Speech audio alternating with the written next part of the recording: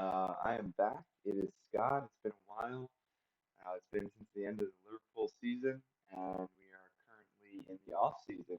And just wanted to check in with you guys, give you some more content, and give you some of my reactions from the Euro, which just concluded. Congrats to Italy. I will admit that I am generally not a fan of the Italian national team.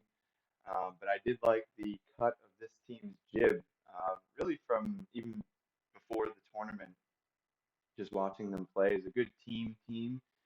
And this is exactly the team that I thought would win the tournament this year, just due to everything, COVID, a lot of miles on each team's legs. And I had a hunch that there was no all-time great team this year, not even close, really. I think the closest team to that, people would have thought would be France, just because of the sheer talent they have, all the superstardom with Pogba and Griezmann and Mbappe, Conte.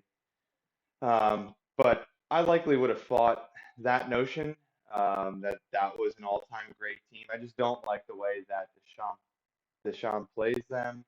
Um, I'd like to see them be more adventurous and use their talent, be more entertaining. Spain, I don't know what state they're in. Portugal has a good FIFA team, but they aren't a real team. Germany, a bit like Spain, some talent coming through, but an awkward assembly of players, some older players, some even players that have unretired, like Neuer and Mueller. And then you have young, unproven talent that just really, nothing against them, but just a little too early for them and too early to really rely on them as players. Um, Jumping back to Spain, like Pedri, people were raving about him this tournament, but that doesn't mean that he's going to take you all the way. And I mean, Spain just had so many issues going on up front. Morata and Moreno. Um, and back to Germany, the most applicable football cliche I think that applies to this team is they weren't all singing from the same song sheet or hymn sheet. Um, just a little, again, it's a very awkward group of players. Um, but I think Germany and Spain will be teams to reckon with in the next World Cup and even the next Euros. Belgium, they're at the tail end of their golden generation. I must admit that I delight, um, that this team hasn't won anything, because I'm a little bit sick of hearing about their perennial dark horse status. Everybody's always saying for the past 6 or 8 years that, oh, this Belgian team's really good. And yeah, they do have great players, but I'm not the biggest personal fan of Hazard or Lukaku. Um, De Bruyne is obviously a phenomenal player, but there's just a little bit of Belgium's sort of shtick. And then, you saw a team like Denmark that was a surprise package, and it was so great to see them. Obviously, all the turmoil that they went through with the Christian Eriksen heart attack situation, so that was really a nice sort of fairy tale run. But no one expected that, so no one's about to say that that would have been an all-time team. So again, not taking anything away from Italy. They won the tournament, and um, again, I really enjoyed watching them because they were a real team. There were no real superstars, just a well-conditioned, healthy, unified team. You could tell that they had good team chemistry, and they had a good locker room. So credit to Roberto Mancini. Um, Maybe a future conversation to be had about just how good of a manager is he. Um, he really isn't up there with the top managers when people talk about, so is Klopp and Guardiola and Ancelotti or whoever, but nobody really talks about Mancini. I'm not saying that he should be there, but who else out there has a European Championship and a Premier League? I mean, I think, depending on what age uh, you are out there, you might have been too young to even know that Roberto Mancini won the league with City. But yeah, that was City's first, at least in the modern era. So that was a huge deal. And I actually thought that he always got a difficult um,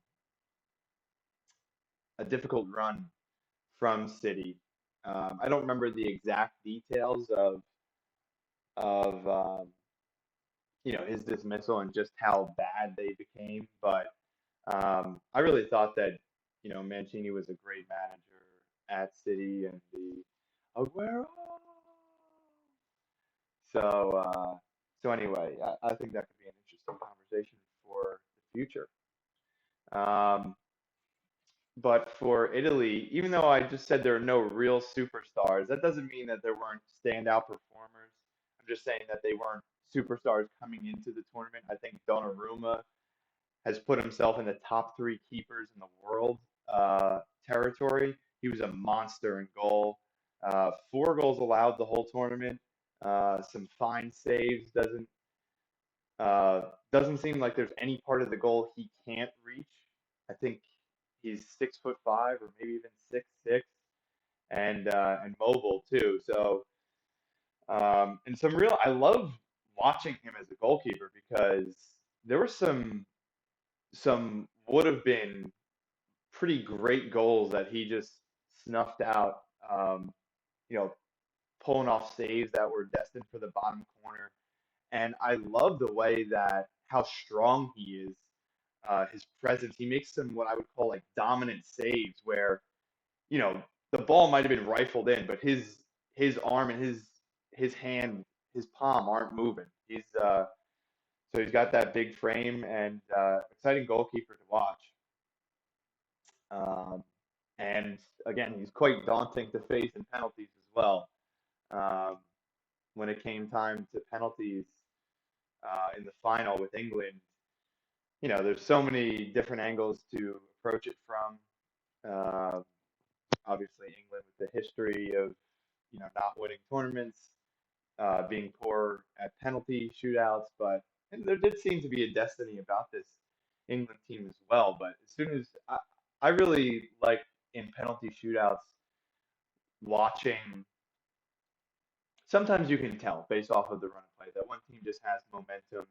Maybe it was a team that was down during the game, and then they pull off a late equalizer, and then the luck just has gone from the team that just conceded, and you can just tell it's all kind of pointing one way. But in this England Italy shootout, I did think it was very interesting. I thought it was even. I thought that both teams had similar momentum. Obviously, England was at home. They also had a whole lot of pressure on them. So um, it really is fun to watch the facial expressions from different players and guessing who who would make theirs. And I think a lot of times you can tell who's going to bury theirs and who's going to think too much about it and come back to that. Well, no, I guess I'll stick with that.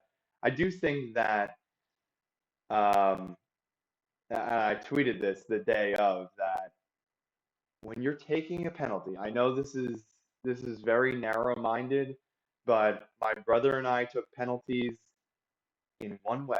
You step up, you focus on where you're going to put the ball. Don't make eye contact with the goalkeeper. Just focus on yourself. Have a normal diagonal angled run. Don't, stay. Don't be 0 degrees straight on with the ball like Belotti was.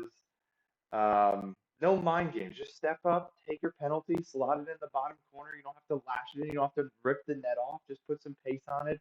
Side foot it right into the side netting. Now I know these goalkeepers are great, but they also have to guess, which way you're going. And I'm just really not a fan of the stutter step, of the roundabout run up, the long run up.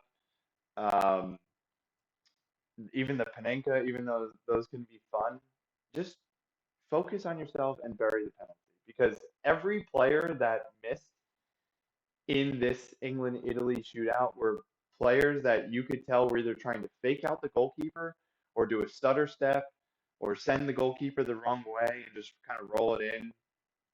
And So that was even upsetting to see, and both teams were guilty of it. Belotti did it, and then the England players and Jorginho, who's a great penalty taker. I just don't love his approach, but hey, it works most of the time. So you got to hand that to him. But uh, but yeah, on to my thoughts for England. Um, as always, there's so much that we could dive into here. I feel like talking about England is talking about politics.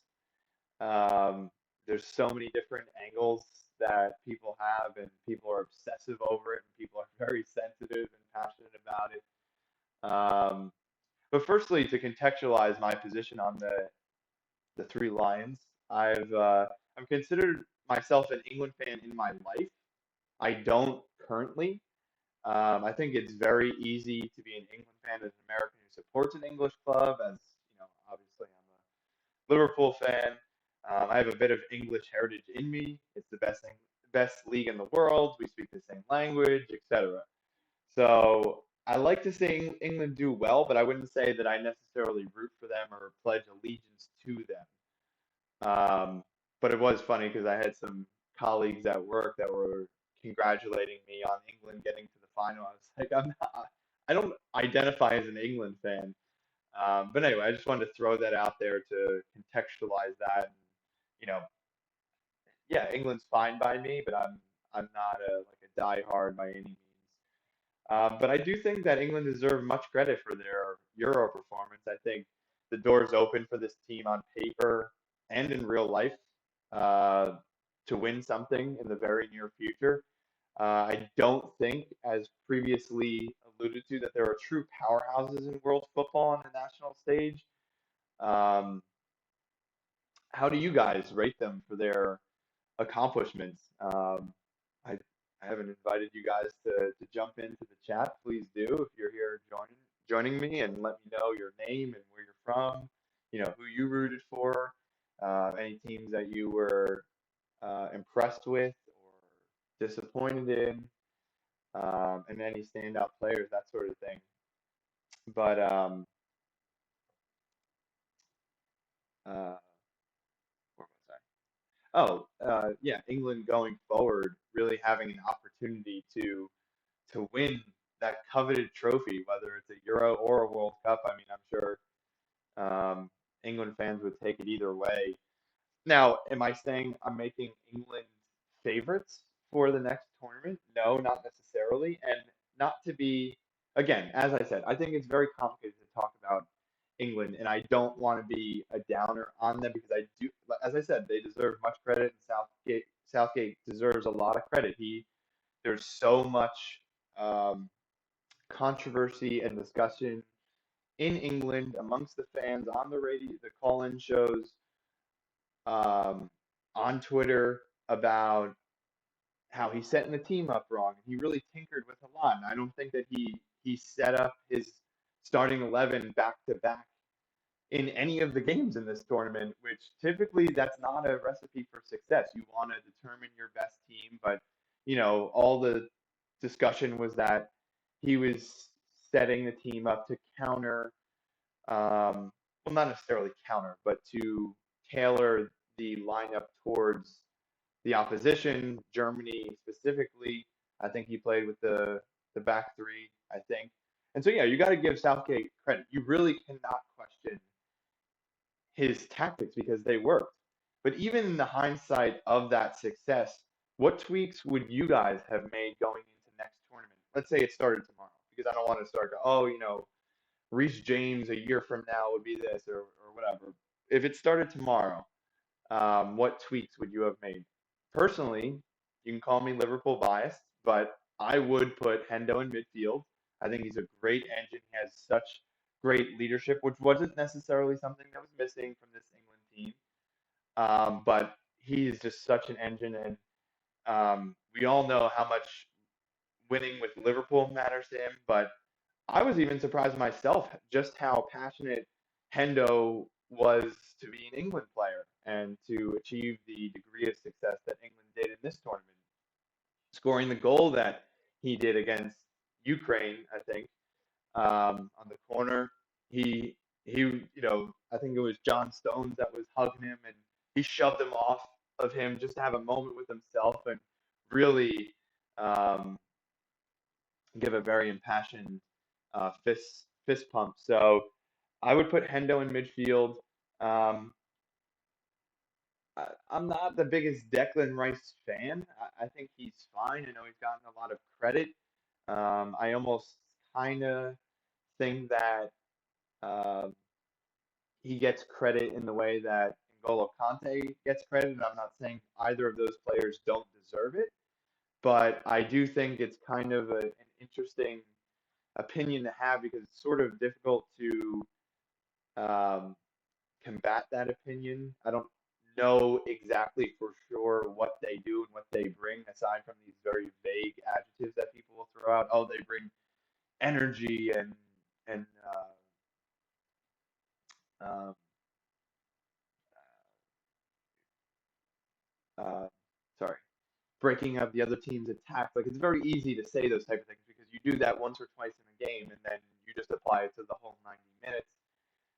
And these are players that are supposed to be relative. If you're quiet, you've done your job well. That's what people always say about that position. And then my second tweak is obviously I would put Trent Alexander-Arnold, the best right back in the world, at right back.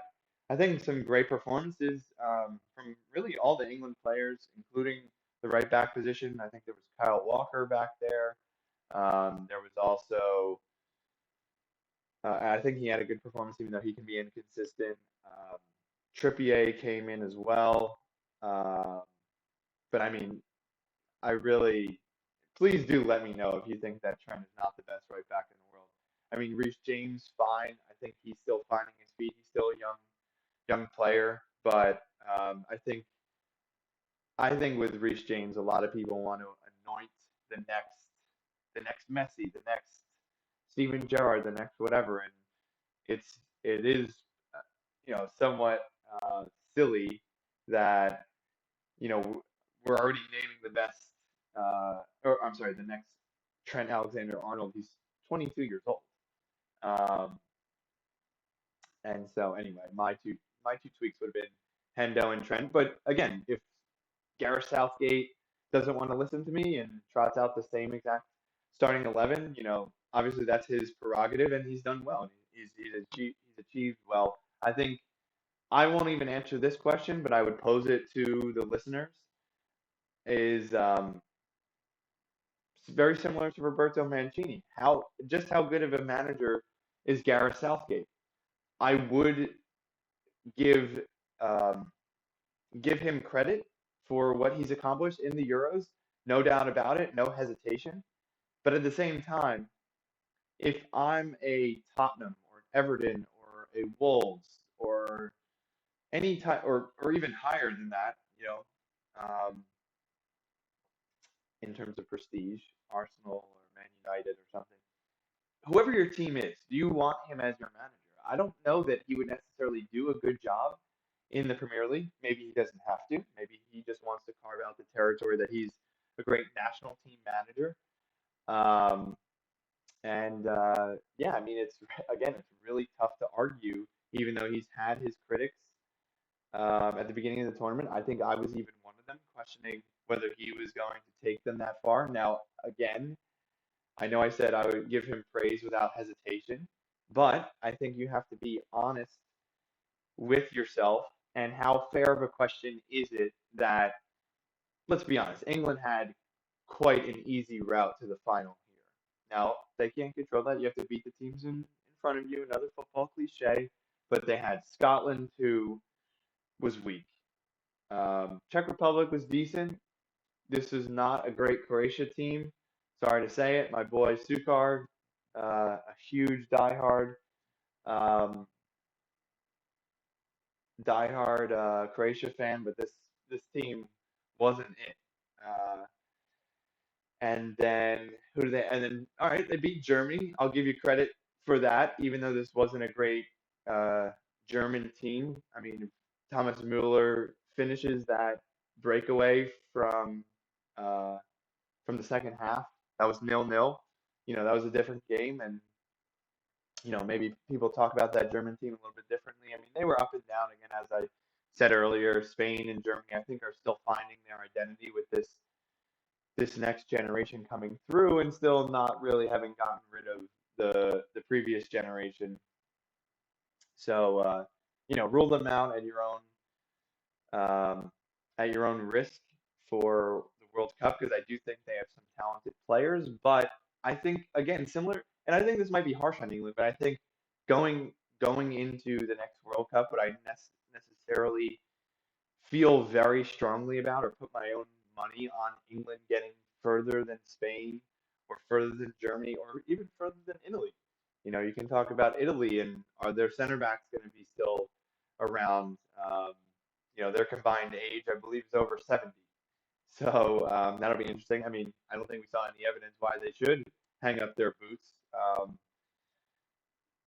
this tournament. But anyway, let me stay focused and not get too sidetracked. I do think that, so I left off with Germany. Yeah, that was a big performance, because whether Germany's up or down, um, was up or down in this tournament, that was a big win. There was a lot of pressure on England to uh, beat Germany in a major tournament knockout stage, which hasn't happened uh, since 1966.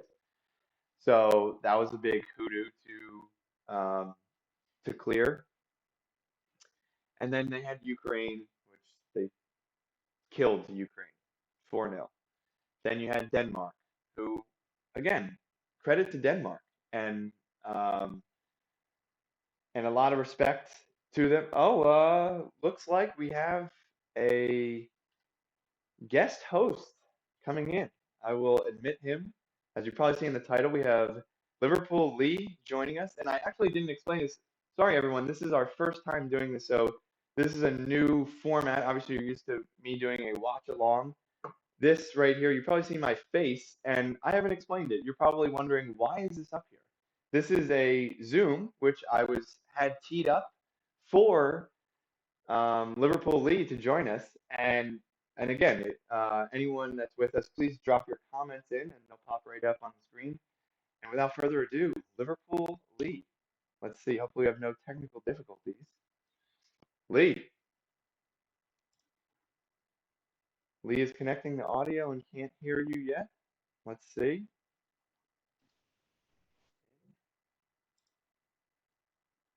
Good Lee. morning. Can everyone hear me? Oh, there he is. Lee Hey, David. what's going on, everyone? How are you doing? Lee, thank you for joining us. I'm glad you could join us. Sorry for the scheduling issue or whatever, but I'm glad. I don't know if you've been able to listen or have any thoughts on what has already been discussed, but yeah, let me know what you heard. Yeah, I kind of joined in late. Heard some of the comments about England and Southgate. Yeah, not Yeah, to be boring, but I kind of agree across the board. I think he really is strictly an international manager in the same vein as kind of kind of almost reminds me of a English low, yeah, yeah. minus the weird hand gesticulations and all that. We won't go into it. Weird. But yeah, I think you're right though. I don't think any, especially the upper tier, no Liverpool fan or City fan wants to see Southgate at the helm.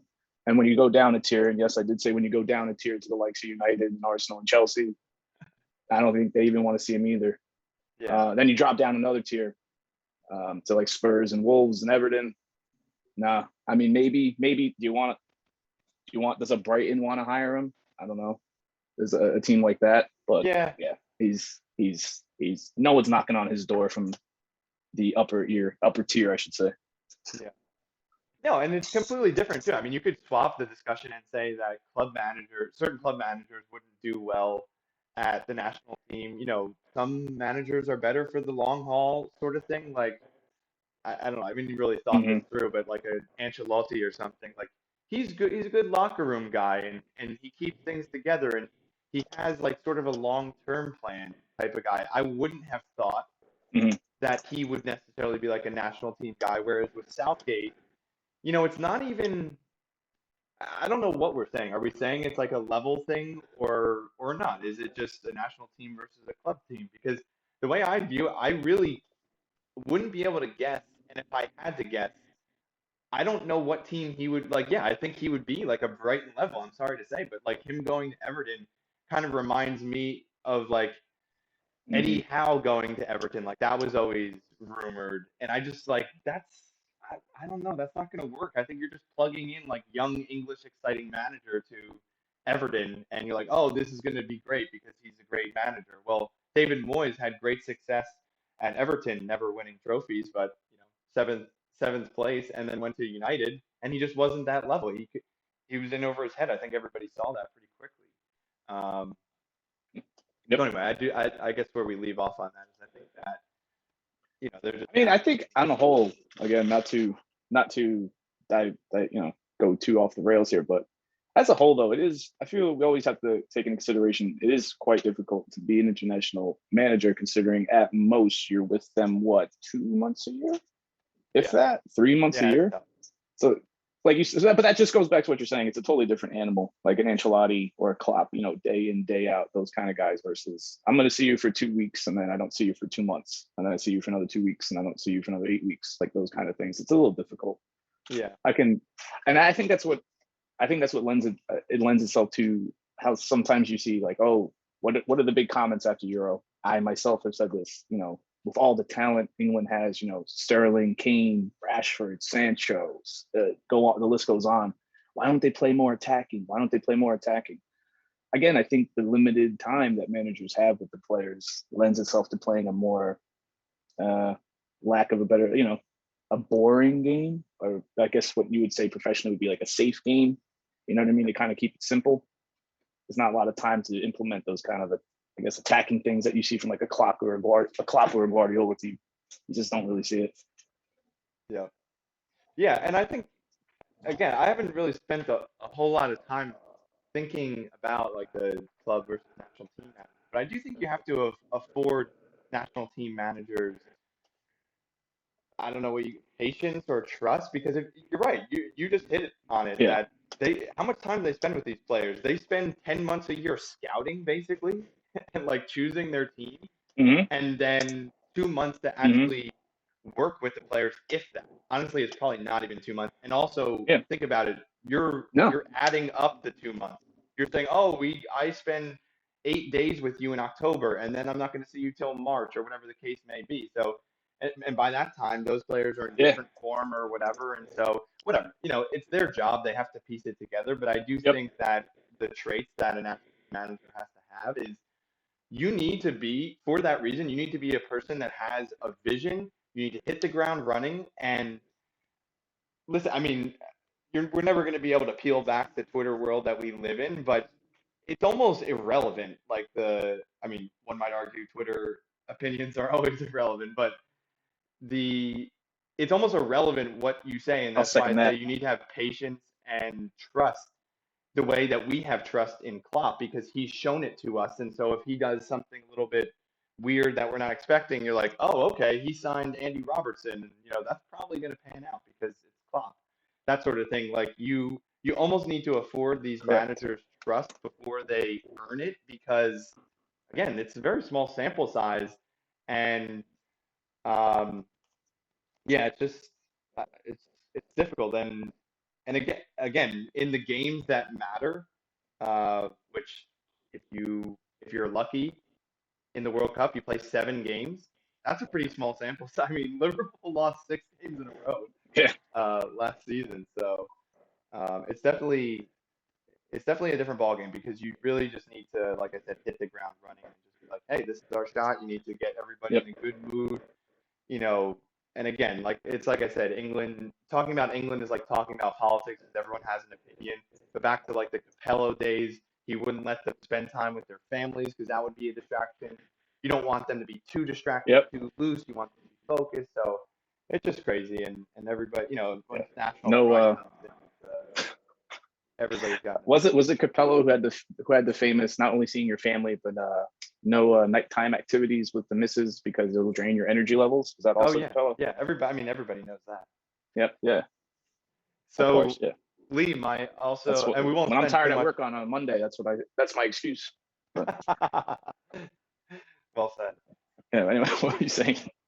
Um, I don't want to spend so much more time on England, but my last question for you would be, No. what is the to repeat? I think you can't really call Southgate into question for what I mean, he's gotten to a final, and even going back to the World Cup, he got to the Yep. semifinal. So everybody can Yep. have their own opinion, but you really can't say he got it tactically wrong. So one, credit to him. But even Yeah. in the hindsight of that Yep. success, what tweaks would you have made? Well, I'll start by saying I agree with you. I think the negativity. I mean, I don't know what happened because entering after the semifinal against Denmark, the absolute wave of joy, adoration, appreciation, whatever you want to say, it was just a real positive sentiment of, you know what, whatever happens on Sunday, we got there. What a great job. I'm so proud of these boys. A lot of them young. Let's not forget how young the team is. I'm so proud of them. We made it to a final. Let's just try our hardest, blah, blah, blah. And then as soon as that save is made on Saka, it's like, oh, absolutely bottled it. Terrible, disgusted. I won't even touch on the abuse that the three boys received. Disgusting, absolutely disgusting. But I mean, if you're abusing a kid just for the penalty, let alone his race, you're an idiot. The kid's 19 years old taking the biggest penalty in England's history. You're an idiot. Yeah. But anyway, I just don't understand how the mood shifted so much. I'm still in the prior vein. Obviously, you're disappointed, especially in the immediate aftermath. But like a week removed, even in the day, I mean, hours removed after the game, I was just very happy. I mean, so proud of the team and how they played. I will say for the first time, I didn't see England look scared at any moment. Yeah, they were on the back foot or playing defensive, but I never thought the moment was getting to them, which I saw happen to the likes of players as highly regarded as, the golden generation. Like they just look lost. They look like they didn't want to be there. I never saw that from this England team. They tried their hardest to the last Yeah, kick. it's a different So spirit. I just wanted to get that out there. Very proud of them. Yeah, very proud of them. I have nothing to blame. Again, what's the stat? Italy's what, like 30 games undefeated in international play or something? It's something ridiculous like that. And you took them to literally penalties in the final of a major championship. Yeah, good job. That's nothing to be ashamed of. That all being said, credit to Italy, they played great. So back to tweaks. Yeah, if we tweaks over the course of the tournament, I mean, again, like you said, how much can you say in terms of, oh, I do this, I do that? He got to a final, it got to penalty kicks against a great Italy team. So over the course, I'm not going to go into the group stages or like the round of 16, but, that's ancient history really. But in terms of the final itself, I wish I saw some changes earlier than the ones we saw. I would have brought on Grealish earlier than when he came on, personally. I would have also Rashford and Sancho. People could debate all day about bringing on players strictly to take a penalty kick in the shootout. Not my decision. That wouldn't Bold personally move. be my particular decision. Yeah, I would not have done that. At the same time, guess what? If Rashford and Sancho sink theirs and England wins the trophy, it's called a masterclass. What Yeah, a I mean, let's genius be move to honest bring the too. guys on. Let's remember that Yeah. Rashford hit the post. He didn't sky it. Yes. I mean, No. still, again, there's going to be like I And almost again, feel I like hate. this is like the Yep. people that are like, oh, how many rings did someone so have? Did it go in or did it not? But yeah, you have to make it. But I'm like, guess what? It wasn't a terrible penalty. yeah.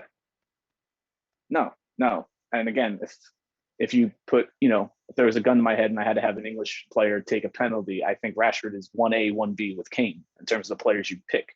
Yeah. So, you know what I mean? It's not like, and again, let's talk about the randomness of penalties. Jorginho, widely regarded as one of the best penalty takers in the world, he missed his. Pickford saved his. You know what I mean? So it's just it's a crapshoot. It's always a complete crapshoot. Harry Maguire had the best penalty of the whole shootout. Yeah. And he's a Oh, big that loafing center back from, exactly. Yeah. So the only tactical tweaks is I probably would have brought on Rashford and Sancho sooner in extra time. I would have liked to have seen them on actually playing for 10, 15 minutes. Not even just to get them warmed up for the shootout. I think they could have made an actual impact in extra time.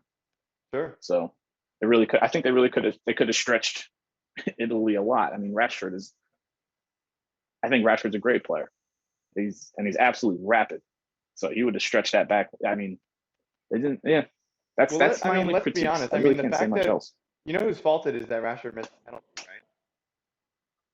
It's Oh, Bruno. whose is this? Whose is this? Bruno Fernandes. Well, if It United didn't sign is. Bruno, then Rashford would still be taking penalties for United, and then he'd be more effective, and England would have won the Euro. Yeah, So thanks, Ole. I'll blame Bruno. I'll go with that. Yeah, Yeah, good job. Ole's at the wheel.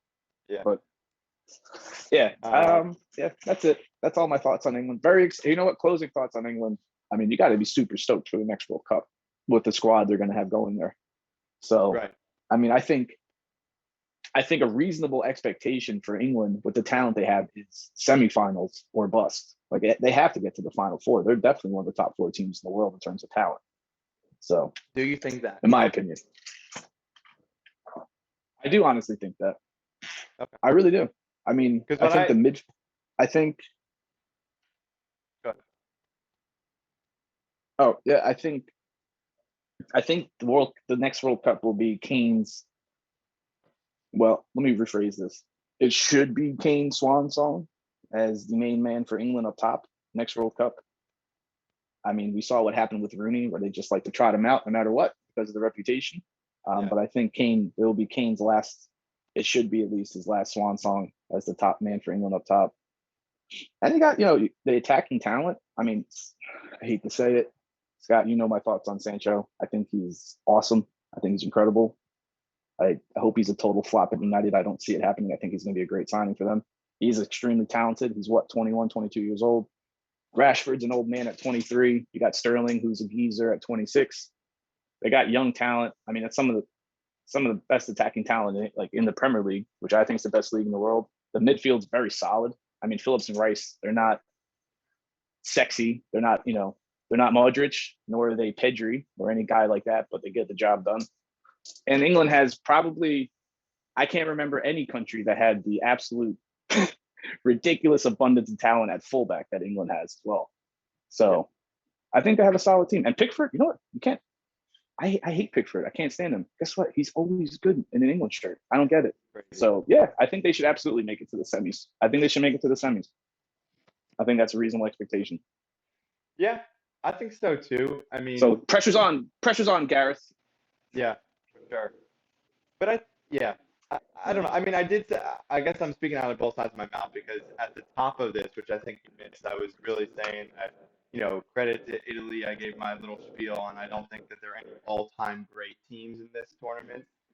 Again, not trying to rain on anyone's parade, but, Spain and Germany are in the same boat. They're like kicking their old players out the door, but not really, and then the young players aren't really quite Yeah, ready and whatever. So they're not singing from the same hymn sheet, is what I said earlier.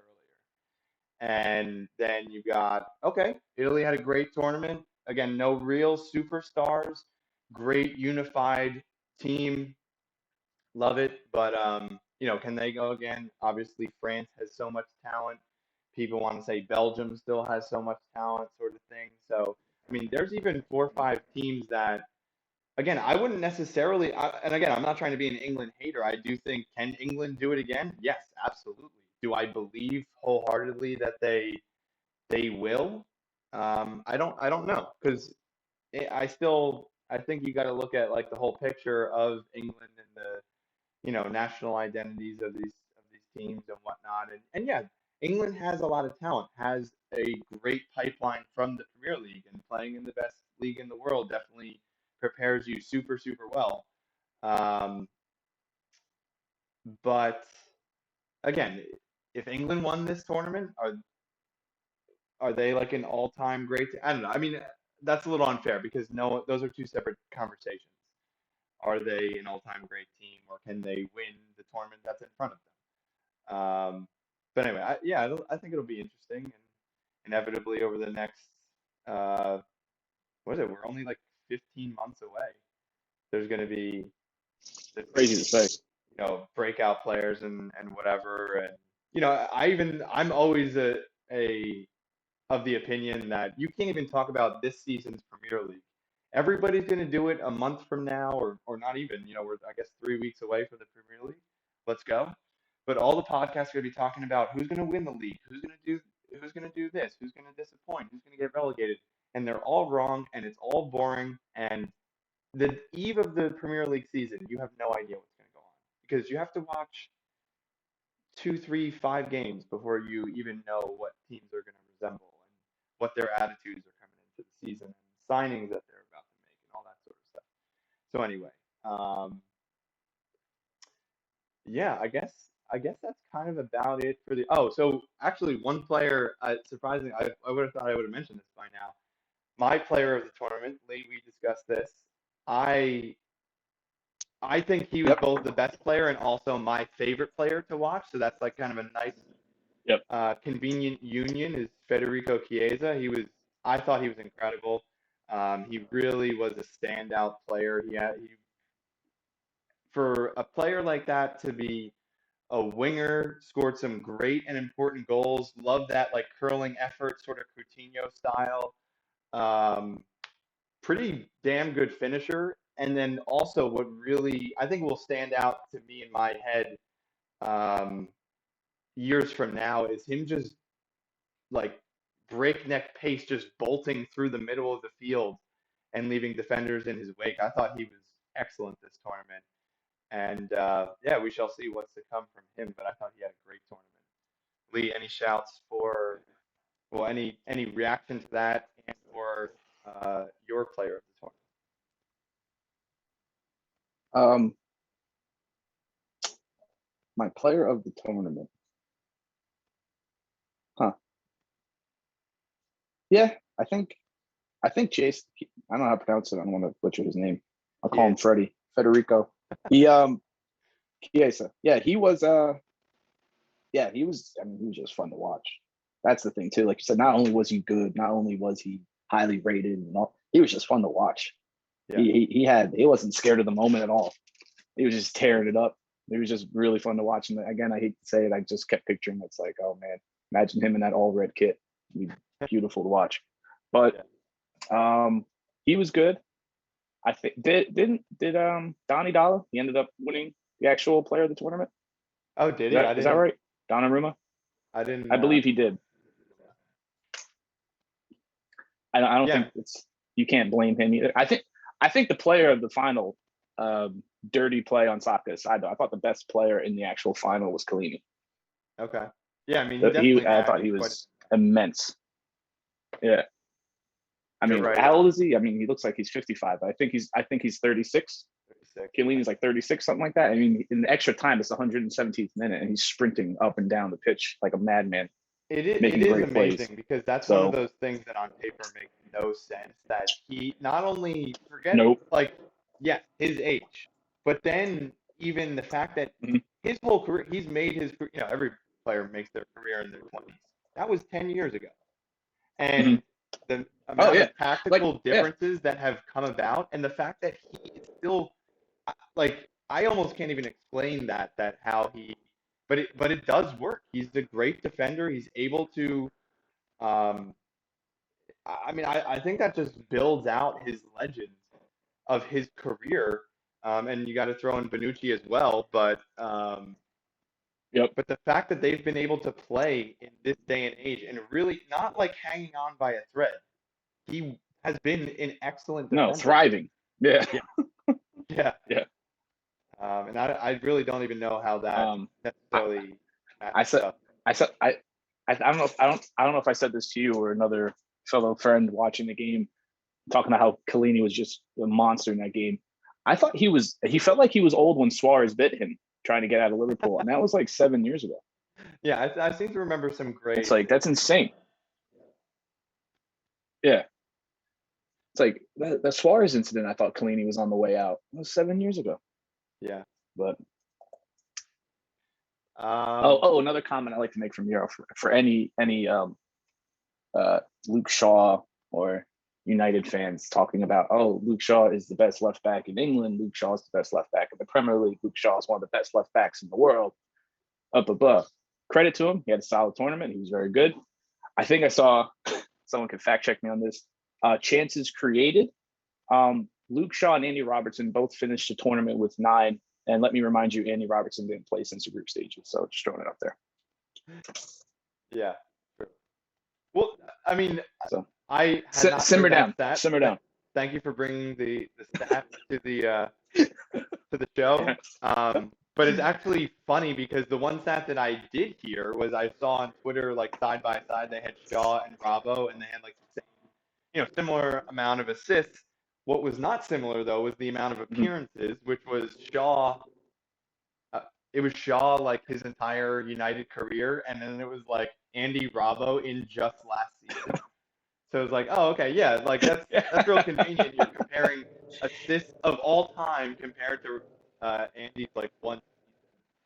So yeah, definitely, Yeah. um, definitely the best left back in the world. We both share the opinion of Andy Bravo, and yeah, Luke, credit to Luke Mhm. Shaw. But just because someone has performed well lately doesn't.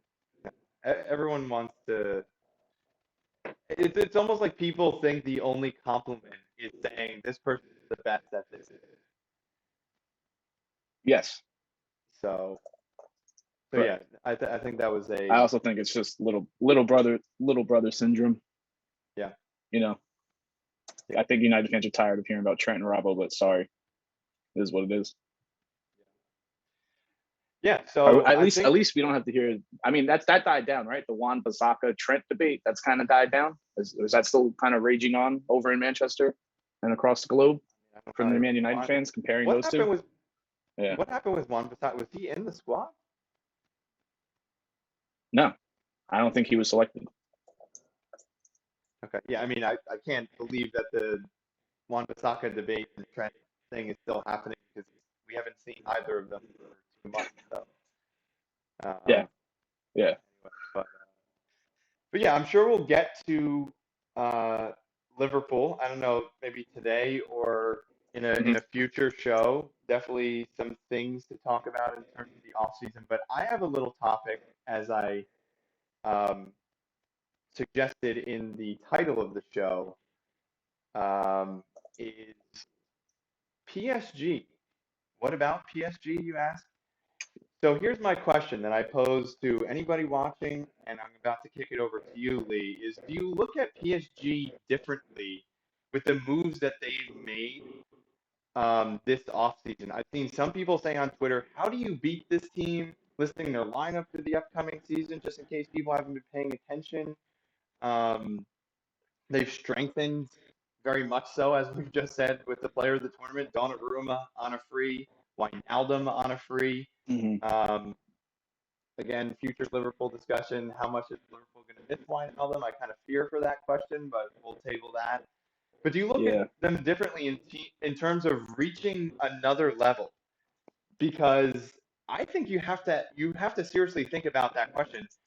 Because I'll admit their team does look very, very balanced. And for those of you not on Twitter, haven't seen this or whatever, here's what their team could look like next season.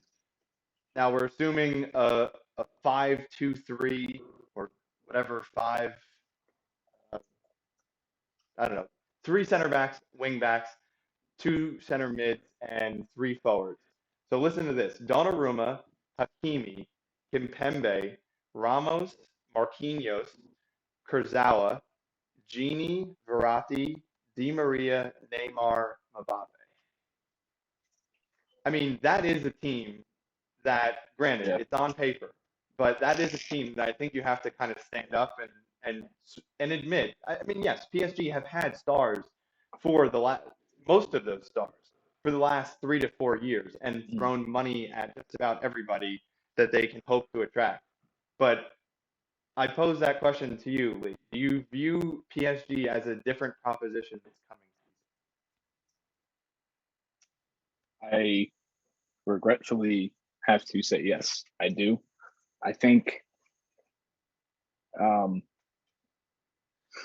the Wijnaldum one. I'm biased.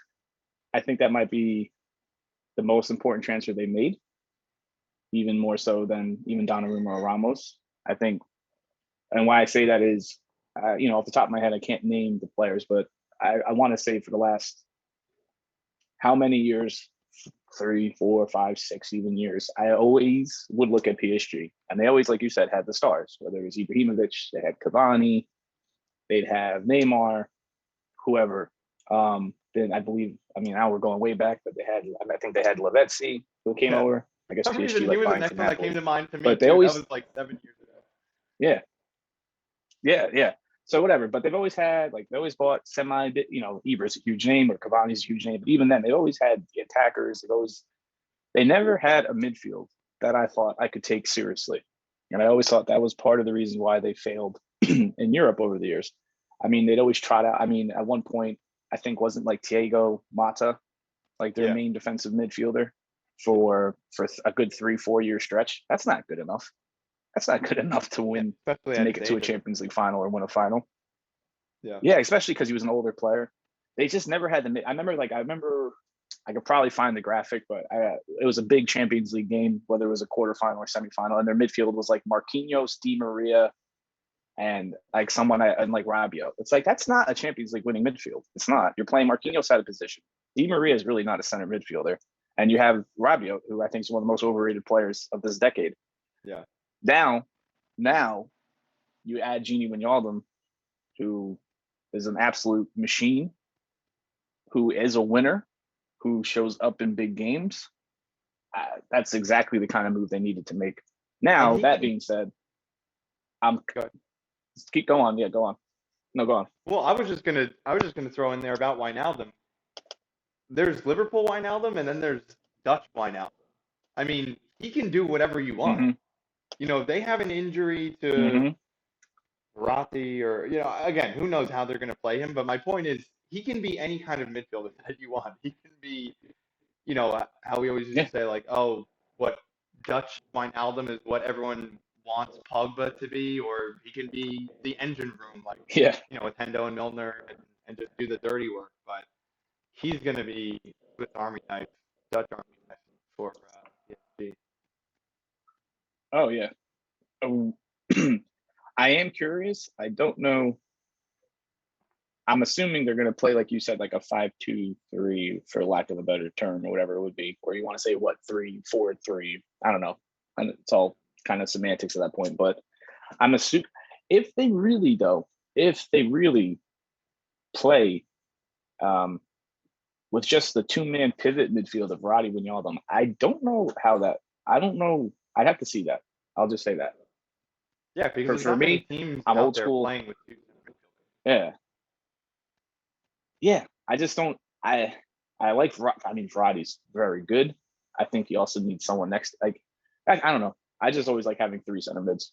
That's just me. Yeah. Maybe I'm biased because I've been watching it with Klopp for the last 5 years, but like I see that lineup and I'm thinking, well, I was actually going to say I could see Fabinho, Hendo, and Genie going crazy with them. Genie's gone, but yeah, I mean, like you said though, back to PSG is actually I think someone to take very seriously next year. Yeah. Made some pretty big moves. I think what's funny though, who sticks out like a sore thumb in that team is Kurzawa. Not a big fan of him. It's pretty funny. It's big name players and world class players, 10 of them, and then Kurzawa. Oh, okay. Yeah, I hear you. I mean, to be honest, I have to watch more of him, but I mean, I'm I- I'm talking, and I think you're talking too, as from a fearfulness standpoint, um, of just how just how good are they going to be, and you know, they've done well in the last 2 seasons in the Champions League. They are, them and City.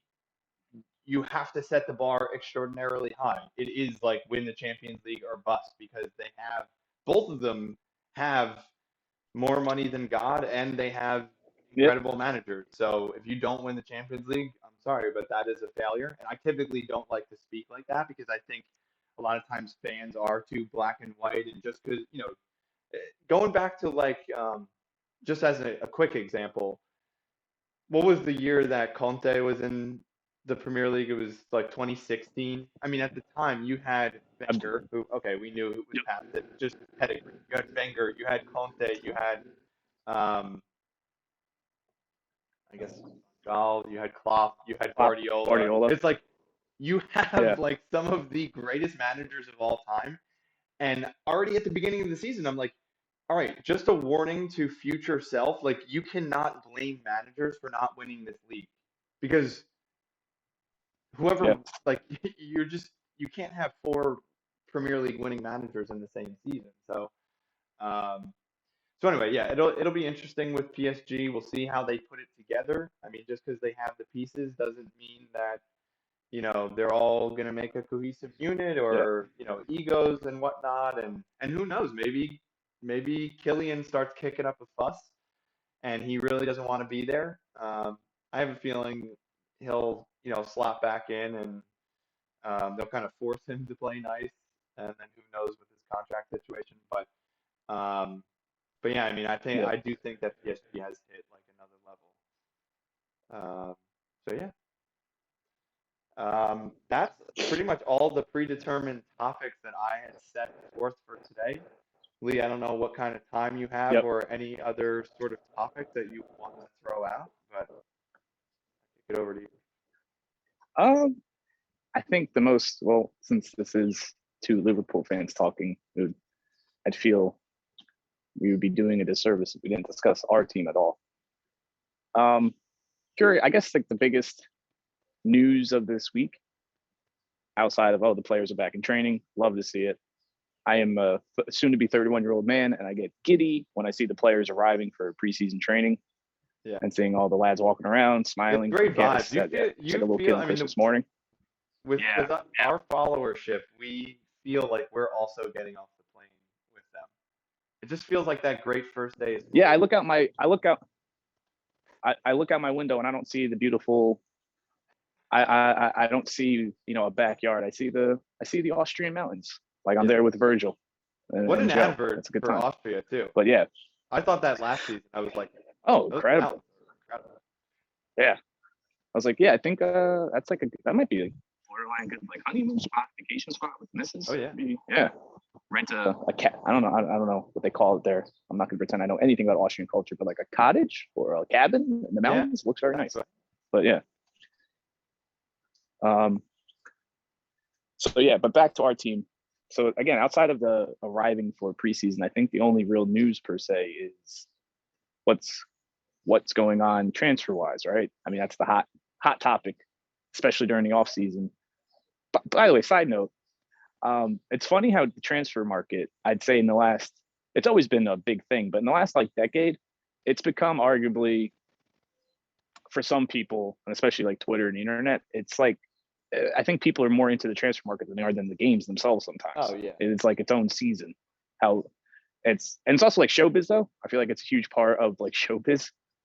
Like, like it's exciting. Let's sell papers and write articles and headlines and talk about it all the time, which is fun. I think that's natural. But the big transfer news is all the outgoings. I think Pierce's article in The Athletic, my good friend Jimbo, he wrote an article, and so on the one side, he pretty much, and I quote, rubbished like every link we have, like every person we've been linked to. He was like, nope, not happening. Nope, not real. And the players I'm referring to, like Saul, he pretty much was like, yeah, Saul's not happening. Tielemann's not happening. Who else? I'm trying to think off the top of my head. Sorry.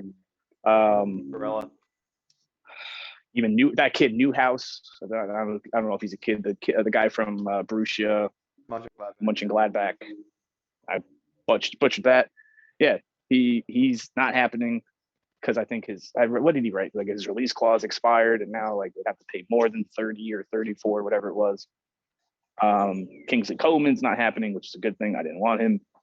Daniel Malen, even apparently, he's going to be wearing yellow. He'll be the Sancho replacement at Dortmund. So yeah, so again, everyone we've been linked to up and down, outside of Basuma, if I'm pronouncing that correctly, from where's Basuma from? Brighton. Brighton. Yeah, Brighton's Basuma was the only one that he was like, oh yeah, that might happen. And then on the flip side, he pretty much says there's like 8 players that we're looking to get rid of. Again, not all like players we're all familiar with, like Grujic and Wilson, Harry Wilson, out. We want them out. Looking to sell. Who else? Nat Phillips is available. Nico is available. Shaqiri is available. Origi's available. Surprisingly or unsurprisingly, I guess depending on how you feel in your perspective, Minamino also available. So I mean, obviously, I believe it. pretty I'll be could sad. I'll be most yeah sad for Minamino and yeah Shaqiri. Shaqiri is just such an X guy. He's unbelievable, and he had such a great tournament. I was so happy for him with it, and yeah I have a crush on Shaqiri and also Minamino too. But a little bit, it's almost like okay, let Minamino spread his wings and I may not be happy about it, but it's reality. It's probably not going to fit in, but I mean, we've seen it in the yeah past too with other Liverpool players. It's like, oh, we didn't really see yeah too much of him, but unfortunately, I don't know. I mean, I hate to say it or even make comparisons, but it's probably a Simicast situation. Like, why isn't Simicast played? Okay, yeah he's been injured a little bit, but Klopp doesn't want to play him, then he's yeah. clearly not good enough. So, I was just gonna say this is we want to talk about make or break seasons. If we don't see Simicast playing like the first round of cup games and those, it ain't gonna happen. yeah. Let's be honest. So, um, and for Minamino, yeah, I feel sad too. I think stemming from all the videos of him just looking like a foreign exchange student or a new kid at school, like he just always seemed to be. I don't know how to fit in. Uh, Yeah. Credit to the players though; they always try to get him involved. It's a good squad, by the way. Good Lynette, group of guys. But my wife would beg to yeah, differ. She he believes that the Liverpool players are too mean to me. okay. They're mean to Minamino. Yeah, I forgot. Well, yeah, we forgot the picture where they put the kick me sign on his back at training. So, I didn't see that, but um, we won't tell her that. no, that didn't happen. But anyway, yeah, Minamino's a weird one. I hate to say it. I just don't know. Again, what do we know? Klopp we trust. What he sees in training is Sure. that's the final word. But he doesn't. He had a good. I think the best game I saw him play, and it's probably one of the few games he got like real time in the Premier League, was against Crystal Palace, right? Right before he went on loan. Yeah. I think he looked pretty good in that game. But for the most part, with the way we play, it's like he's not fast enough to play on the wing, and he's probably not sturdy enough nor good enough to play in the body role. So and he cannot play in midfield. If anyone says that, stop, you're dreaming. So where does he play? Well, Where does the he one fit? thing you're I don't get it. ignoring, which or not speaking about, is a possible tactical switch, which every offseason all Liverpool fans always talk about. Um, yeah, I mean everybody wants to say that he would come in and give a run for Bobby for his money, or however I'm butchering that expression. But we haven't really seen he's been in there, but I don't know. He does seem like a confidence player, and it's got to be tough for him, coming in. I'm I know it's cliche coming in and learning the culture, but I think for him, for whatever reason, I just get the gut feeling him more than most. Um, because let's Yeah, be honest, it's a huge jump from not only he's representing Japan in Austria, shout out Austria again, um, yep, but then you jump over to Liverpool. I mean, that's a huge prestige jump, and it's like, hey, we're gonna throw oh you yeah, on in the 79th minute. You better be ready and show us something, sort of thing. And again, yeah, people can say, okay, that's his job. You got to come in and contribute. But these are human beings, and people have pressures people and tend to nerves forget that. and all that. So anyway, but yeah, we'll see. I do think that the writing might be on the wall, and if it is, then good for him because I do think that he'll get a good move, and he does seem like. I mean, I think Southampton was great for him. I kind of knew that it would be. I think he fits in well there. The Alpine Klopp, another Austrian shout out to Hassan Hutel, who I think we're Yep. both big fans of. Or Mm-hmm. like I could see him being great at a Oh Leicester, yes. and there's all this news about Madison maybe going to Arsenal. So maybe, I mean, disagree with me. Anybody out there in the world that Minamino would not be a Rodgers player.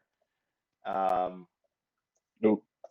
so anyway, I want to maybe move a little swiftly because to be honest, I don't even think that. I mean, I'm glad that you brought it up because I think it's relevant because it does seem the way that FSG are going to be doing Mhm. business is, outs before ins. But I think that not even Yep. the ins, but let's start talking about like just our excitement for what we expect from the season. Not, and again, I don't want to stay away from overall predicting who's going to do what or whatever, but Hmm. talk about more so, like we talked about with PSG, like who's your lineup for this season? It is funny because I've seen on Twitter like, oh, this is Liverpool's potential lineup for this season. Usually when you get that, it's like, they'll throw in Thiago before we signed him or something, and so you get like a lot of excitement. And I think this is Hmm. good news, but it was just like a very non um it was not a groundbreaking tweet. It was like our team from, or not our team from last season, but everyone healthy from last season plus Konate. And it was like, okay, yeah, I could use my imagination that this could be our team for next season. Yeah. So, Yeah. yeah, I mean, again, I I suppose we could talk about possibly tactical expectations. switches. I think that Klopp has already talked about, someone asked him about the German national team, and he's not really a fan of back threes. So, we are pretty well stocked at Hmm. center back. Lee, I know that you're very nervous about injury concerns from some of Hmm. our center backs, but I do think that, I mean, presuming that we have some bit of just a reasonable amount of healthiness for this season. We're very well stocked at center back. Just to touch on the Kabak situation, well, I don't Yep. know. Actually, I was gonna say a lot of Liverpool fans are a bit miffed that we didn't go for him. We had the we had the clause at the end of his loan deal for like 18 million. People thought that was a good deal. Then it dropped to 13 and a half. Now it's like 8.5. Honestly, I wouldn't sign him on a free, and it's no. I don't dislike him personally. I just didn't think that he was of the level. And let's be honest, Liverpool's a very high level, and also good for him too. Almost in the Minamino way that we just talked about. That uh, you know, he should be getting playing time. You're not going to develop as a 21-year-old being the fifth choice center back at Liverpool. And yeah, I mean, he was fine. I thank him for his Correct. efforts at with us on loan, but you know, I don't. I'm kind of happy that we didn't sign him. So there's that. And then, Yeah. yeah, tactically, I just expect to see more of the same. I think the midfield is a very interesting discussion. A lot of people would also want Yeah. to I talk was about just the gonna say front that. three. Is it we're going to continue with the front three? How much time will Jota come in? Is there going to be a tactical switch? So, what do you think about any of that? I think I am very curious to see the midfield because going back to the PSG conversation, Genie was the most consistent player of the Klopp tenure, both in terms, I think, of what he did on the pitch, but also availability and also Yeah, how many times Klopp selected him. We he I think that's a real stat. I think I've seen that thrown about or discussed on other Twitter or podcasts or wherever, but I believe Wijnaldum played more games for Klopp than any other player since he's been there, since Klopp's been there. certainly believe that. That's you're gonna miss a lot. You got me? Yeah, yeah, oh, definitely. I mean, I Okay, think yeah. I'm. So yeah, Go ahead. no, I'm saying it's gonna be difficult to not just replace um the availability because again, hey, love Fabinho. I think he's the best defensive mid in the world. Love Hendo. I mean, if Hendo's healthy, he's honestly, I mean this out. If Virgil and Hendo are healthy, those are my top two names on the sheet, and I mean that. Yeah, But you see how much we um, miss when either of them are off the but pitch. not yeah, exactly. I it's the problem is though, you look at our midfield, Genie was always the man. Hendo, we love him. He's had his injury concerns.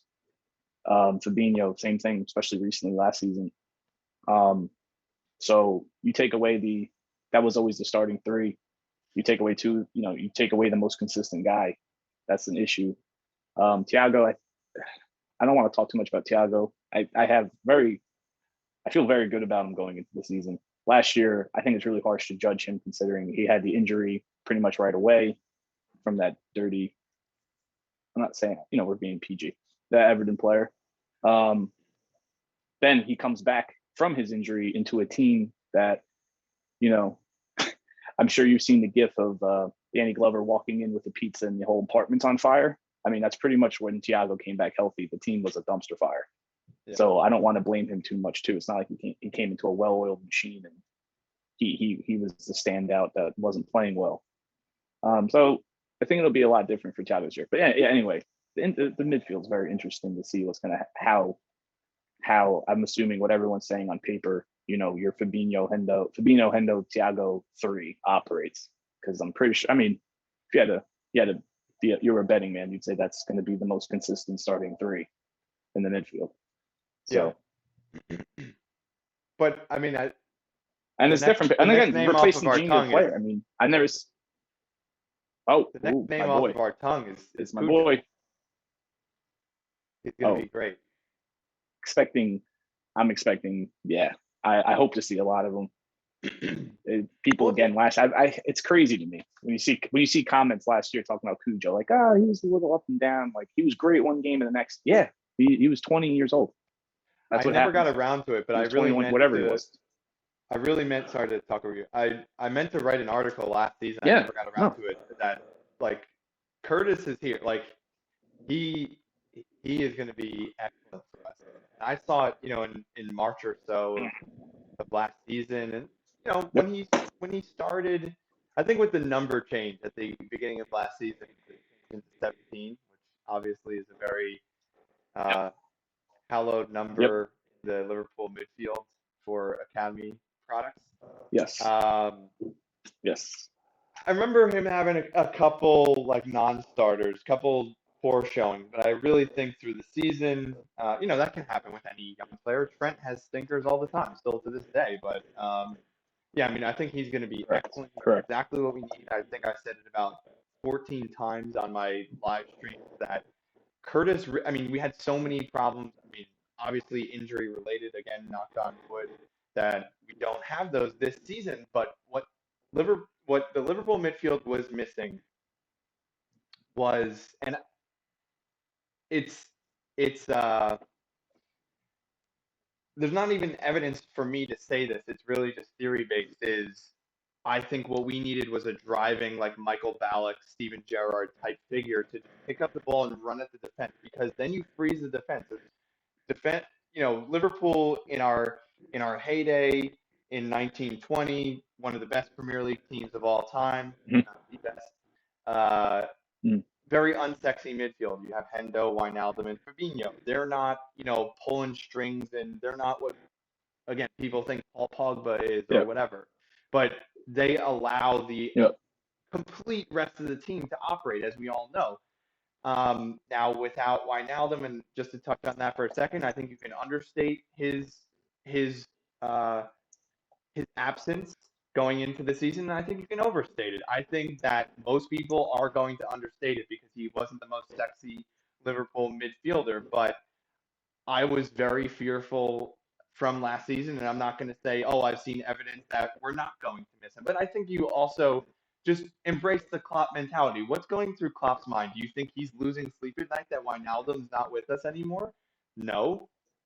He's looking to the future. No. He's, how are we going to fix this? How are we going to move forward? You can't get Wijnaldum back. Aside from launching a £40 million bid to PSG in January, he's not coming back. So you have to move forward.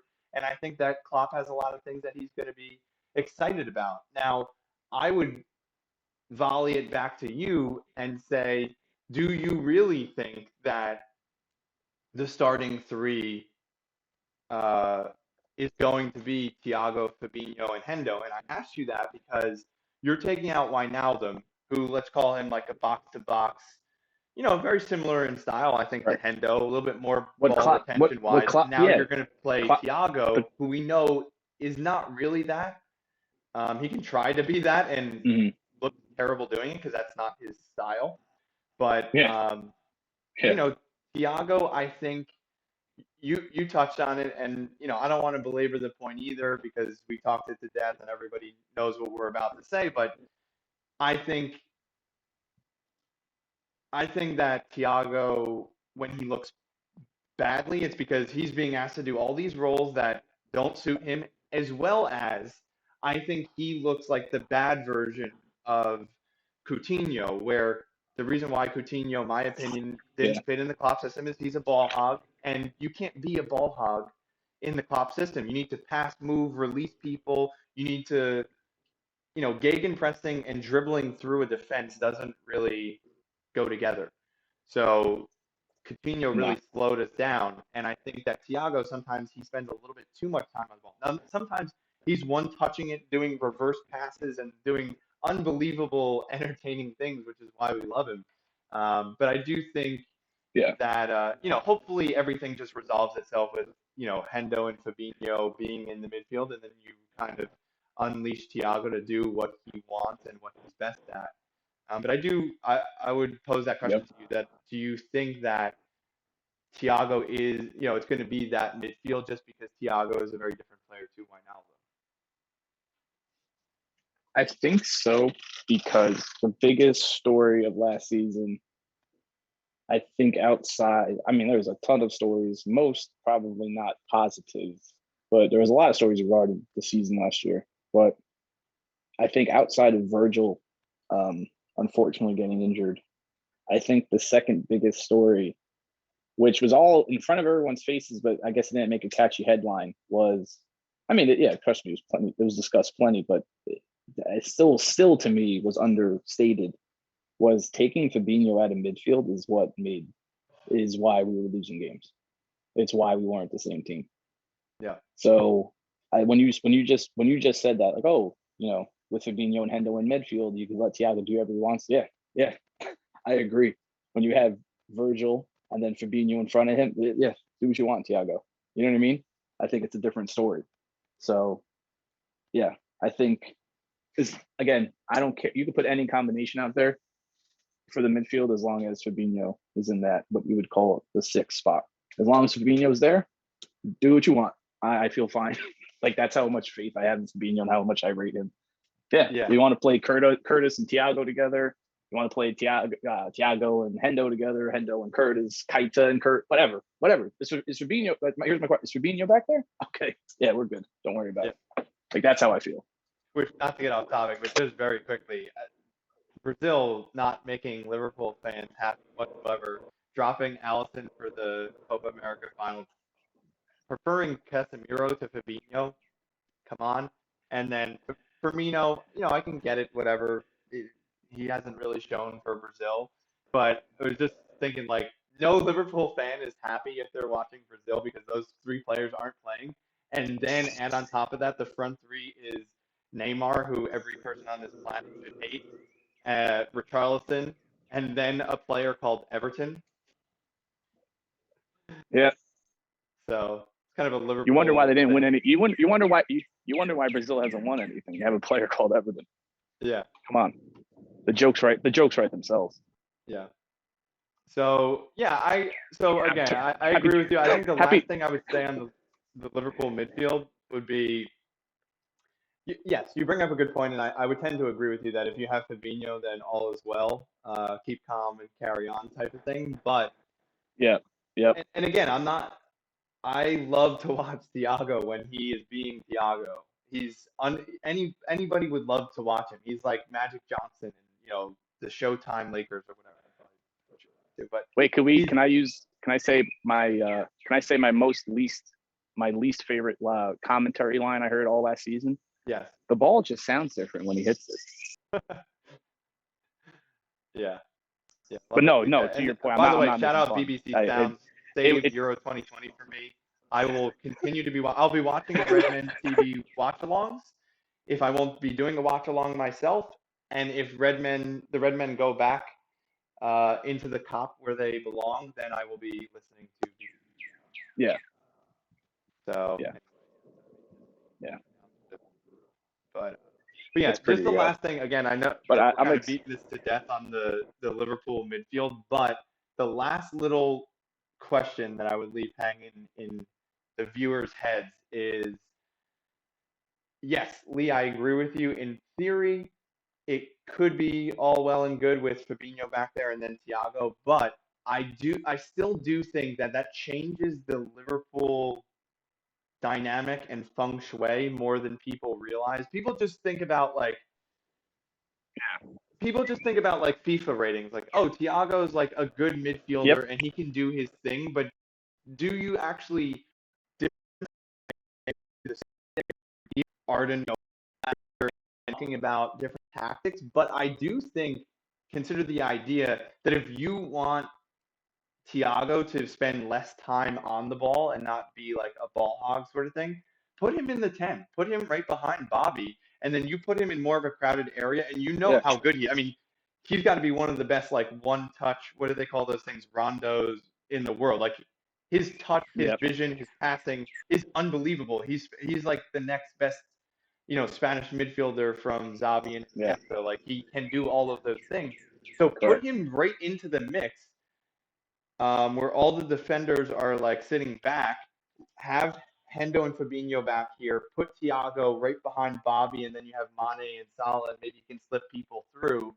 But just the nature of it, he's going to spend less time on the ball. Whereas if he's in a midfield three and he has the ball, and people are going to defer to him because he's a great passer, he's going to be scanning the field and that sort of thing. And yes, you've seen him play like deep balls, kind of uh, aerial through balls that are genius. But I've also seen him kind of dwell on the ball too if it's not quite there. And then I think that's really what kills Liverpool's attack. And we're one of the most feared attacking teams in the world, but last season we had trouble scoring. So it, almost in a way, I I'm not even going to make the comparison, but there were times in the Brendan Rodgers era where like, oh, we're scoring 4 goals a game, or we're scoring zero. Like Sturridge and Yeah. Coutinho and like there are just times with any team in the world, no matter who you have, where if things are all clicking, everybody on the field is scoring. Midfielders like look Yeah. at West Ham's probably a good example. Like Suchek is scoring if things are going well, as well as Antonio and their right back and their center backs or whatever. And then when the goals dry up, it's like Brighton, and it's like okay, or it's like the Spanish national team. Mm-hmm. All right, where are our goals coming from? And then all the cameras Mm-hmm. point to Morata or to whoever the hell plays for Brighton. So anyway, I just do think that you want the team scoring goals, and you want that kind of Liverpool well-oiled machine. And I don't have any doubt because we've got the best manager in the world. But it is definitely fun and interesting to consider. You know, again, I'm Yeah. not so much for like the off-season chatter. I think a lot of it can get boring, but I do think you and Yeah. I tend to talk about it at like an elevated level in terms of like what kind of players we need. And again, I don't think that there's going to be a whole lot that will be drastically different from a personnel standpoint. I mean, yeah, again, you talked about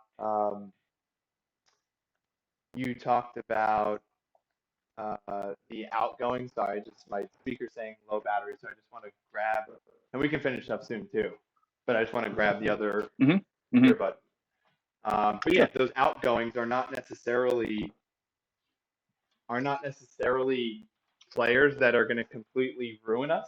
Um, and so yeah, if it's fundraising, and if players want to leave and go play, good for Origi. Go, thank you for everything you've done, and yeah, I mean it is kind of amazing from that standpoint.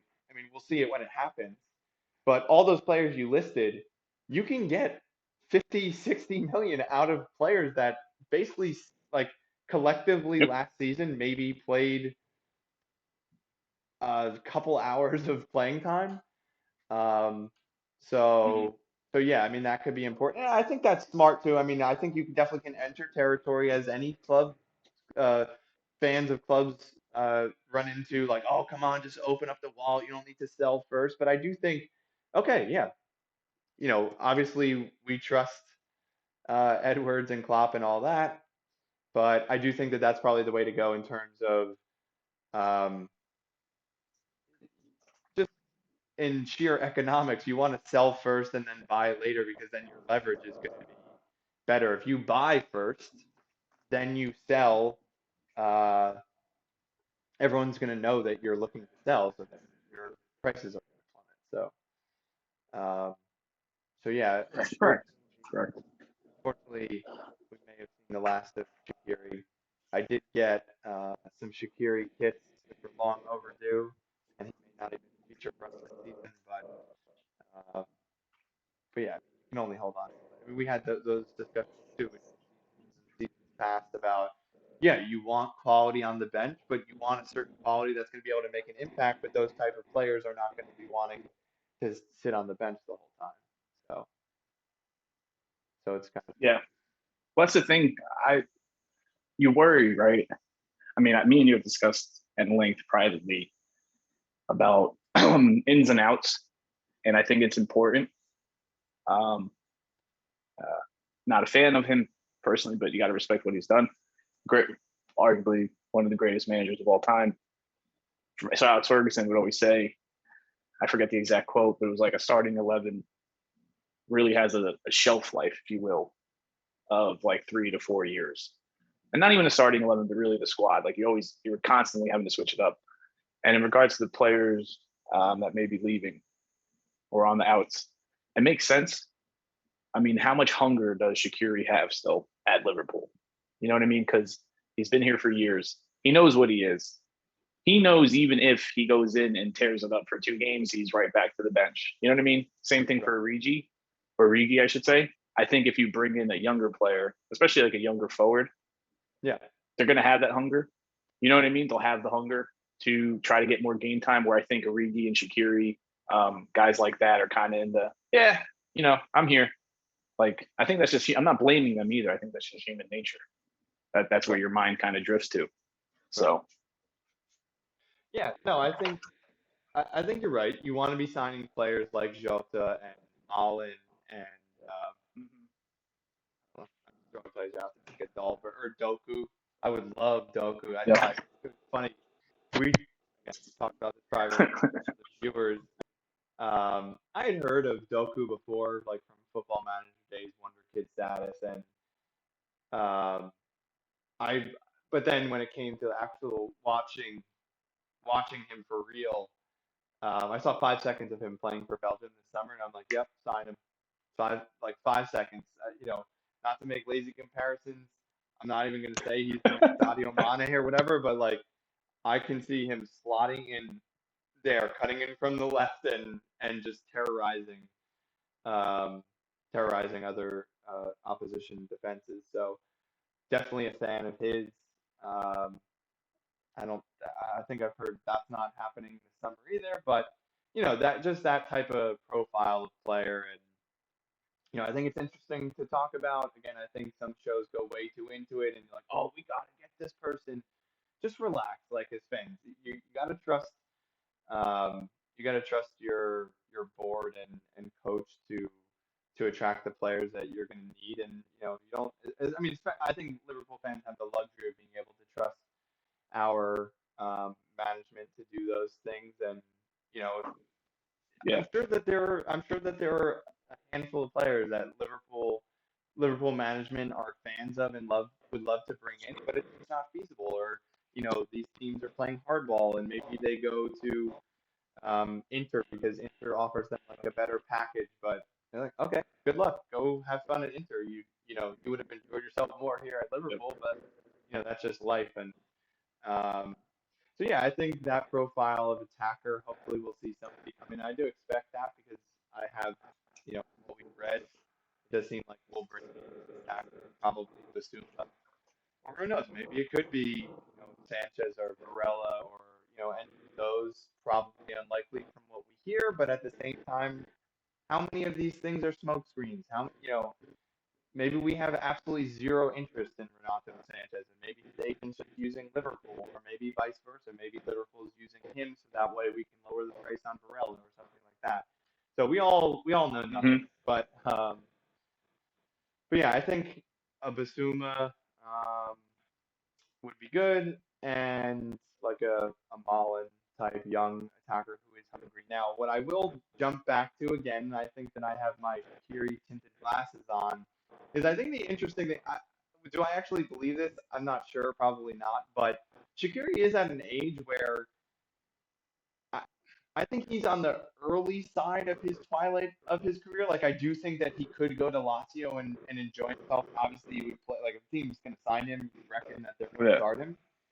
And again, you reckon that he would want playing time. But at the same time, let's say that he's yeah, 32. There are certain players that come in and are like, oh, you know what? Like a Ricky Lambert. Terrible example, but Ricky Lambert wasn't expecting to start. He wanted to come play at a great team. He wanted to be yeah, part of something. He knows what role he's playing, you know, sort of Milner-esque. Um, and yeah, for some players, it's more exciting to play for Liverpool as a locker room guy or as an off the bench guy than to play every week at Crystal Palace or Lazio or whatever. So yeah. again, I don't quite believe that, but it's possible that Shaqiri would be like, "Hey, I like it at Liverpool. We're the most relevant team in the world, so I like it here." So Yeah. we'll see. I don't know. Yeah. Got anything else, Lee? Or should we wrap? Um, yeah, we'll wrap soon. Last thing I want to talk about is to anyone who would listen to this or whatever, or read what Jeff right or what we're saying. Don't worry. Pretty sure I would bet significant money on the fact that a midfielder is coming in. Like I don't think it happen. I'm not saying it's going to be I'm not saying it's going to be the midfielder you want, like Saul or Barella. It may be the Suma, maybe someone else, but I'm pretty sure a midfielder will be signed. And in front of for the front three, I don't know that. I think the midfielder is happening no matter what. I think the front three signing kind of does depend on what happens in terms of ins and outs, mainly outs, I should say. I think that's where the money needs to come in. And speaking of the front three, this is what I really want to talk about.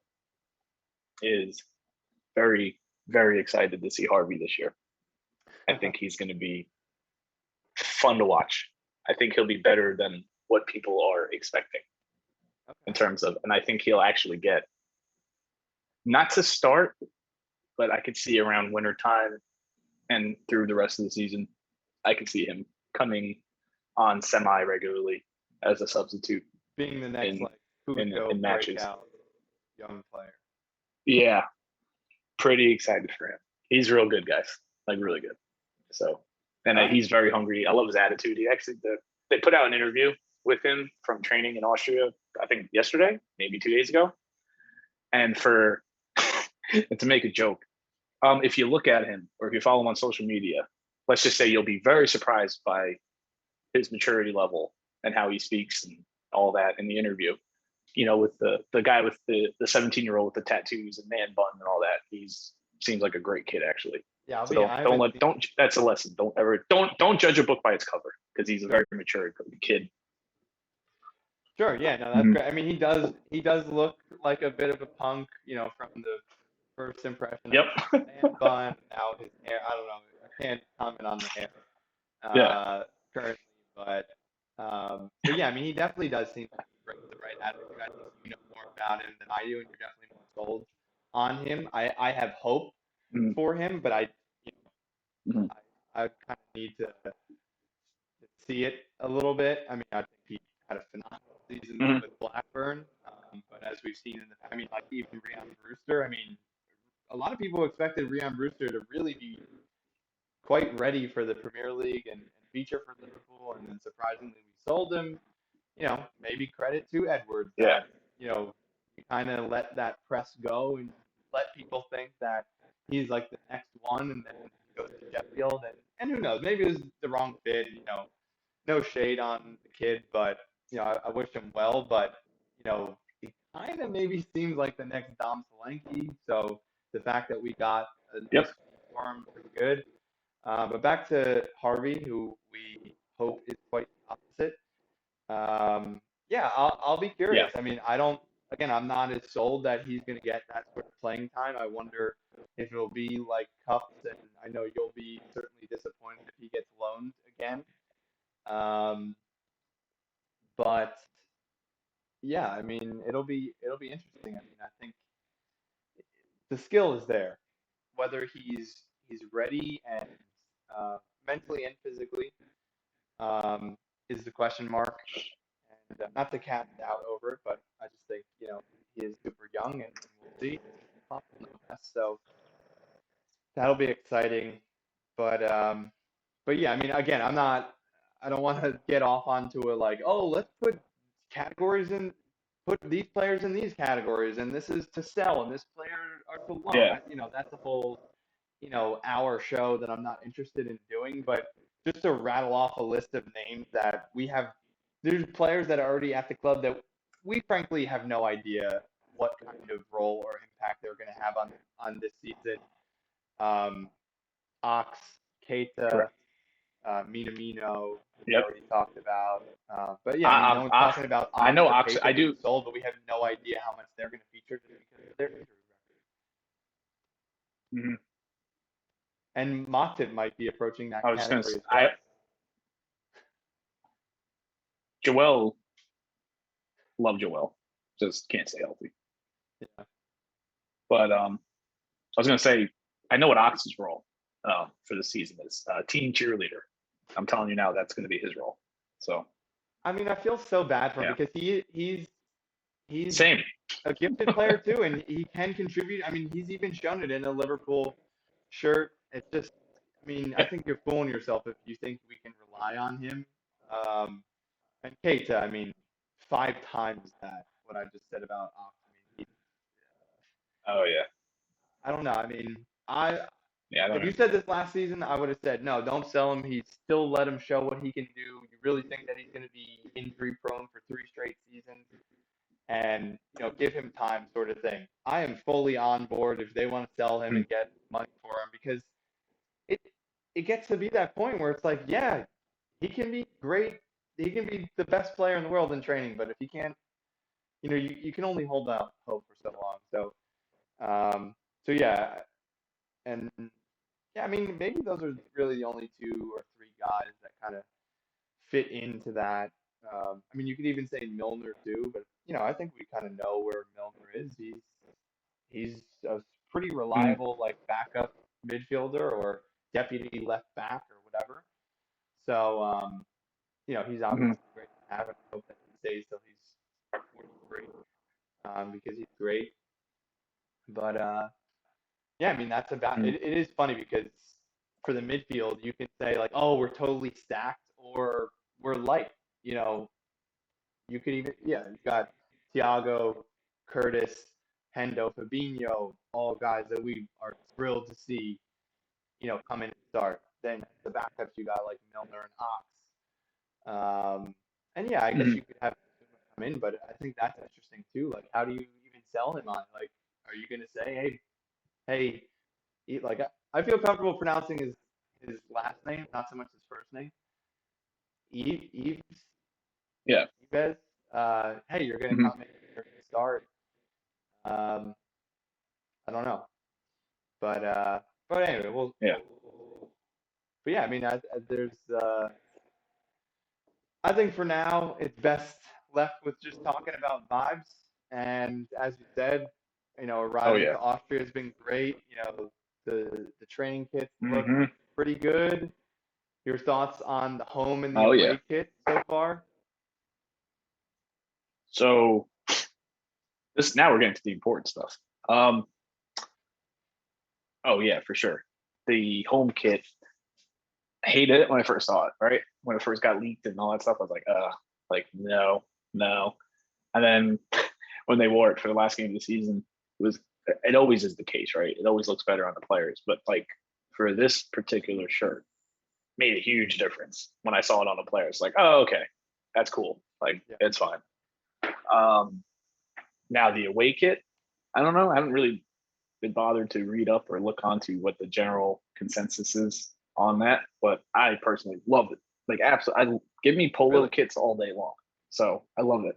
Oh yeah, because again, I think I've discussed again in private conversations, as someone with soon to be 31 with a bona fide certified dad bod.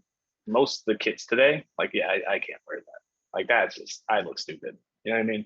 But when it has the collar on it and it's a nice color, like, what's it? I don't know what's Nike marketing it as. They can never just call a color a color. It can never be white. It has to be like, fossil bone white or whatever it is. But it's a nice color. It has the collar, so big fan. Ordered it.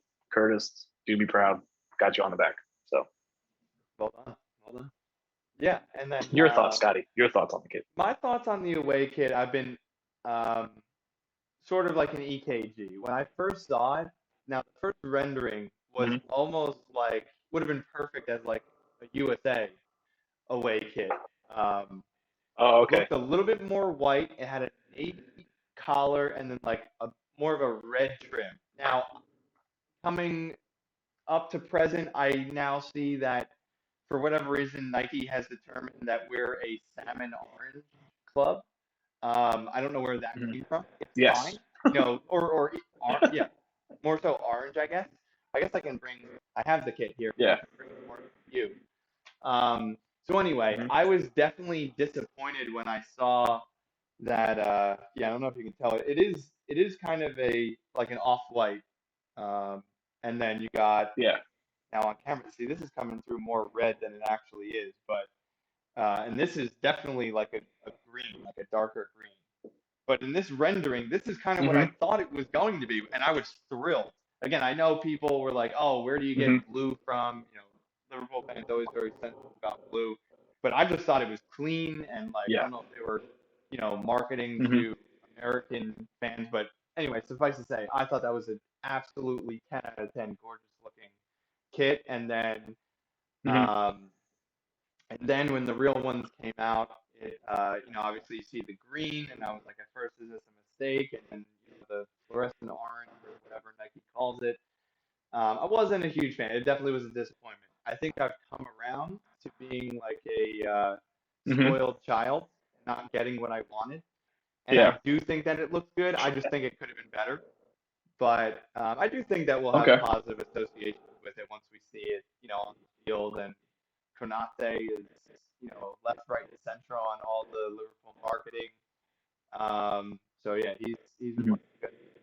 And I can soft confirm, definitely unofficial, obviously since it hasn't been released, but the third kit will be yellow, the solid yellow with like the checkerboard red around the sleeve and the collar.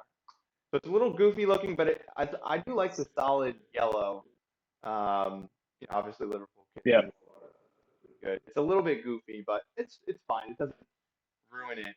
Um, yeah, and then back my opinion on the home kit. I think that I do think it looks great on the pitch. Obviously, that's the most important thing. Um, Yeah. the lightning bolts definitely were a weird thing. I thought that had the potential to ruin the kit. I think it looks fine. I think it's subtle enough where it's just like a little something extra just to splash in there. Then I also saw, now we're going back like Mm-hmm. over a month, the away kit. I saw some renderings that it was just supposed to be the home kit in white. And I was like, oh, hell no. Because then Nike, come on, you're just in full on template mode. That would have really pissed me off and probably would have downgraded my rating on the home kit, seeing as though it's kind of Yeah. duplicated and boring. But no, I think each of them Mm-hmm. has some good character. I like it.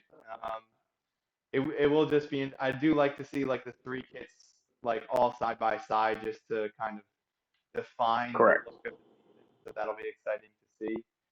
But yeah, I mean, I honestly haven't gotten too into like the training kits or anything like that. But yeah, I mean, players look solid every time I see them, in the training pictures and whatnot. Sometimes it gets a little Mm-hmm. too goofy and they do like the whole like Louis Vuitton rip off or whatever. That's interesting, not necessarily for Yeah. me, um, but yeah, yeah, I don't know. Nike, it's kind of still to be determined in terms of the Nike era at Liverpool. Yeah. I think a lot of times they've disappointed us, but then I think that sort of disappointment sort of subsides. And at the end of the day, it's Liverpool players running around on a pitch, so we're going to support them and have positive feelings towards it. So it's not, I mean, Yep. let's be honest. It's not. I'm not saying we're not united. We don't have zebra kits and bullshit like that. So Yeah. Yeah. that's the case. But yeah. All right. Lee David, much appreciated. This is the first time doing this. Guys, let us know. I will be. Yep. Let us know what you think. This obviously we're live on Twitch, so if you're here with us, great. Let's get some more comments in next time. It was quiet, but listen, I'm not going to complain having a beautiful conversation with my dear friend Lee David. And I'm going to post this on YouTube as well. And yeah, comment when you see it and tell us what you liked, what you didn't like. I think this worked well. I think maybe next time we can convince Lee to maybe turn the camera on so we can give people a visual, or if not, his voice is fine Yep. too. But Yes. we definitely want to make this a more interactive. Gladly will next time. Unfortunately, I've been working. So unless you guys want them to look at me looking at spreadsheets and continuing discussion, yeah. So get the backup. yeah. But yeah, definitely, viewers, let us know if you want to see more of this. I mean, obviously, this is kind of what you're going to get in the off season. I think I will be bringing the watch-alongs back, and hopefully Lee and Fahey can join us either virtually or ideally in person for some watch-alongs. I think that'll be like a kind of a cool atmosphere, and yeah, we're definitely looking forward to the Premier League season, which will be kicking off August 14th. Liverpool starts with Norwich, and familiar first opponent. That was the championship season, right? When Origi crossed it, and then it was the own goal, and Allison went off injured. I think that was 1920. But anyway, that's that. Lee, final words. Thanks for having me. Great time. Always a pleasure. Yeah. Always a pleasure. All right, guys, you have been watching Beaty's Beat with a special co-host, Lee David, Liverpool Lee, and we will catch you next time.